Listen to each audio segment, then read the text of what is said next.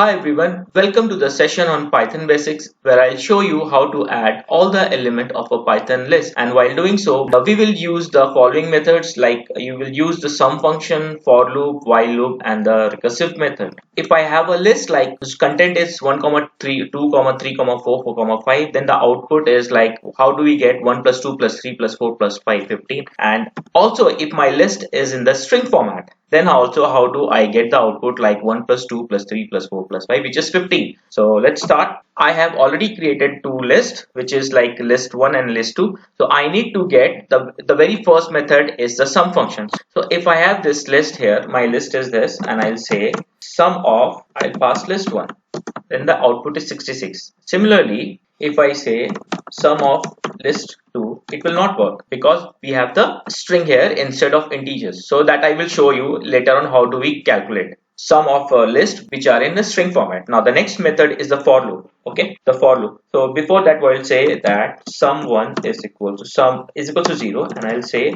for item in list 1, okay, plus I. Okay, and then we'll say simply print.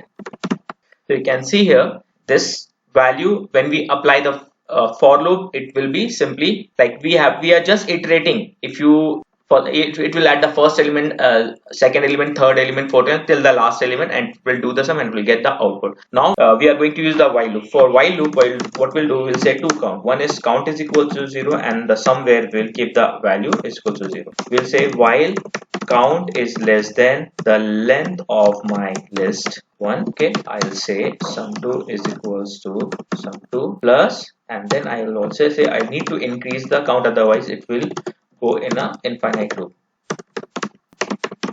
You can see this is also being. Now if you want to do some R&D with yourself, you can print the count, you can print the sum like this. It's up to you. Print. Now if you do this, you will come to know okay how this calculation is being done. So it's up to you how you want to do the calculation. So the sum of list using the while loop is also 66. Now the fourth method is using recursion. Recursion is means like we'll call the function inside a function. So for that what we'll do, we'll say define, and inside this what we'll do, we will pass a list. We will say if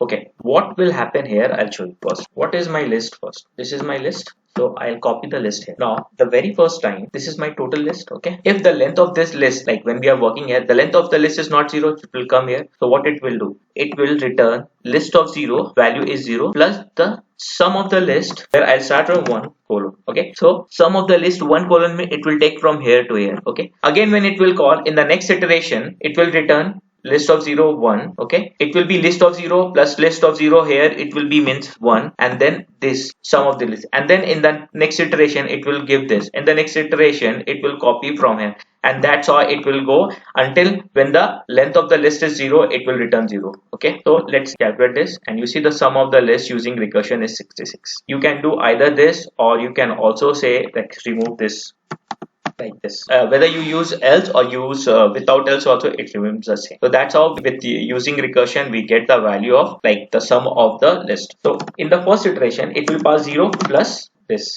In the next iteration it will pass 0 plus 1 plus this value. In the next iteration it will say 0 plus 1 plus 3 plus, and that's how it will be calculated till the last element. So it will be 0 plus 1 3 plus 4, and how this is how the recursion will go. The last item is calculate the sum of the list. It is also like the for loop. So this is my list, right? This is my list 2, which is a string. So what I will say, for I in list 2, okay, and then I'll say here,